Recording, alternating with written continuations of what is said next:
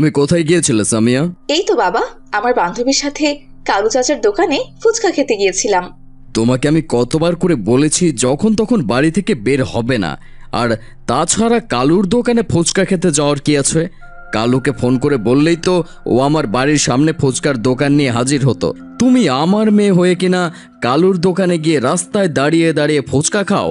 লোকে দেখলে আমার সম্মানের কি হবে তা কি একবার ভেবে দেখেছো? তুমি কি ভুলে গেছো তুমি কোন ফ্যামিলির মেয়ে? তার উপর একটা থার্ড ক্লাস মেয়ের সাথে ওঠা বসা করো, যার বাড়িঘর একদম বস্তির মতো। এভাবে বলো না বাবা, লামিয়া অনেক ভালো ছাত্রী। আমি ওর কাছ থেকে রোজ পড়া বুঝে নেই জানো। তাছাড়া ও গরিব হলেও ওর মনে কোনো লোভ নেই। ওর বাবাও অনেক ভালো। মোটেই ভালো নয়। ওরা তোমার সাথে মেশে শুধুমাত্র তোমার টাকার জন্য আর ভালো ভালো খাওয়ার জন্য। আজ বাদে কাল দেখবে ওই মেয়েটা তোমার কাছে এসে হাত পেতে টাকা চাইছে। না বাবা, লামিয়া মোটে ওরকম মেয়ে নয়। ওর আত্মসম্মান বোধটা অনেক বেশি।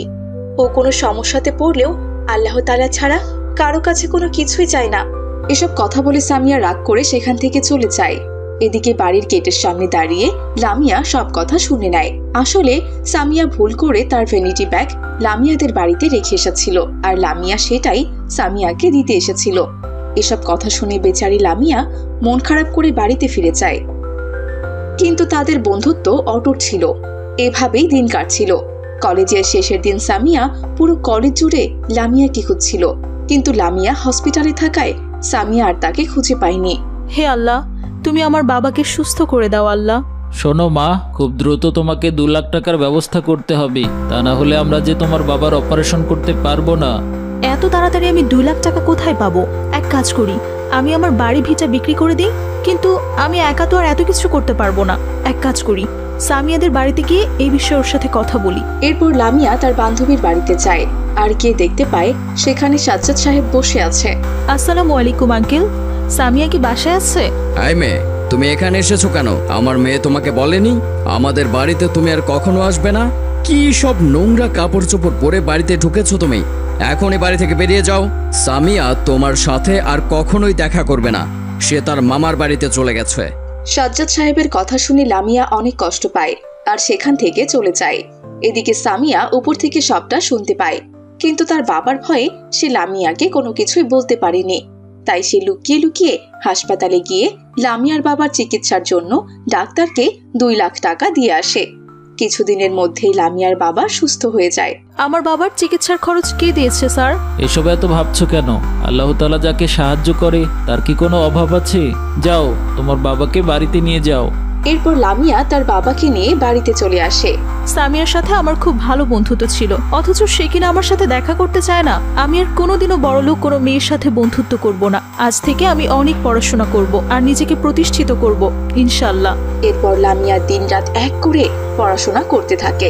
এক পর্যায়ে লামিয়া বিসিএস পরীক্ষা দিয়ে কালেক্টর হয়ে যায়।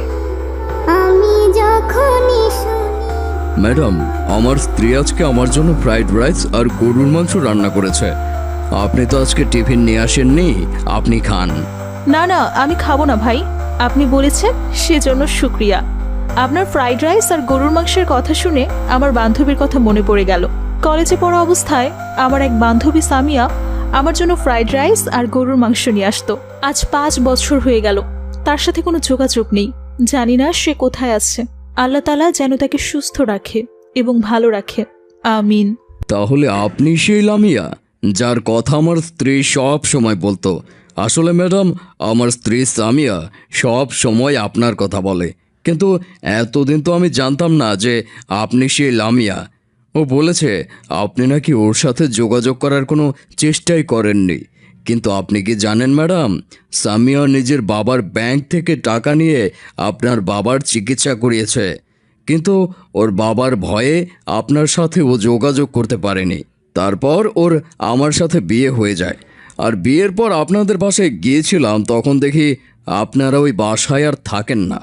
কিন্তু আমি ভাবতে পারছি না আজকে আপনি এত বড় একজন অফিসার। সামিয়া জানতে পারলে খুব খুশি হবে। ম্যাডাম, আপনি প্লিজ আমার সাথে চলুন। এরপর ইন্সপেক্টর লামিয়াকে তার বাড়িতে নিয়ে যায়। সেখানে সামিয়াকে দেখে জড়িয়ে ধরে সে, আর পুরনো কথা বলে আবেগে আপ্লুত হয়ে কাঁদতে থাকে। এভাবে দুই বান্ধবী দীর্ঘদিন পর এক হয়ে যায়। তো বন্ধুরা, দেখলি তো ইচ্ছা শক্তি মানুষের জীবনকে কি করে বদলে দেয়। যে লামিয়া একসময় গরিব ছিল, আল্লাহর রহমতে সে এখন অনেক বড় লোক হয়েছে। সবই আসলে আল্লাহ তাআলার ইচ্ছা। কখন কার জীবনে কিভাবে পরিবর্তন আসবে তা মহান আল্লাহ তাআলা ছাড়া অন্য কেউ জানে না। তাই কখনো কাউকে দেখা একেবারেই উচিত নয়।